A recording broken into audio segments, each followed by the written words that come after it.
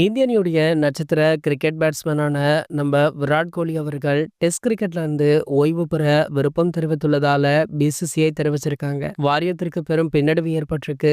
ரோஹித் சர்மா இந்தியாவுடைய இங்கிலாந்து டெஸ்ட் சுற்றுப்பயணத்திற்கு முன்னதாக ரெட் பால்ல இருந்து விலகிய சில நாட்களுக்கு பிறகு இந்த முடிவு வந்திருக்கு. இருந்தாலுமே டெஸ்ட் வடிவத்தில் இருந்து ஓய்வு பெறும் முடிவை மறுபரிசீலனை செய்யுமாறு வாரியம் சிறந்த பேட்ஸ்மேனிடம் வலியுறுத்தியிருக்காங்க.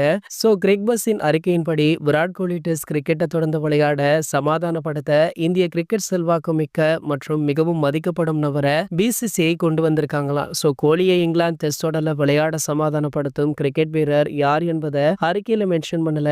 ஆனா அது MS தோனி அல்லது சச்சின் டெண்டுல்கராக இருக்கலாம் அப்படின்னு பலருமே சொல்றாங்க. ஏனெனில் ரெண்டு பேருமே விராட் கோலியுடன் நெருங்கிய நட்பு கொண்டவர்கள். ஆகையால இவங்களை வைத்து விராட் கோலியிடம் தற்போது பேச்சுவார்த்தை நடைபெற்றவர் தான். தொடர்ந்து நீங்கள் டெஸ்ட் கிரிக்கெட்டில் விளையாட வேண்டும் அப்படின்னு வலியுறுத்தியுமே இருக்காங்க.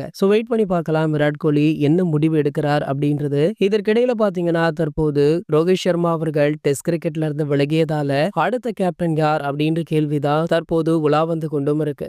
கில் அவர்கள் தான் அடுத்ததாக டெஸ்ட் அணியுடைய கேப்டன் அப்படின்றது கிட்டத்தட்ட உறுதியுமே செய்யப்பட்டிருக்கு. கூடிய விரைவிலேயே இதற்கான முறையான அறிவிப்பை பிசிசிஐ வெளியிடுவாங்க. இது போன்ற கிரிக்கெட் செய்திகளை பத்தி நீங்க உடனே தெரிஞ்சுக்க நம்மளுடைய கிரிக்கெட் நியூஸ் அப்டேட் சேனலை மறக்காம சப்ஸ்கிரைப் பண்ணிக்கோங்க.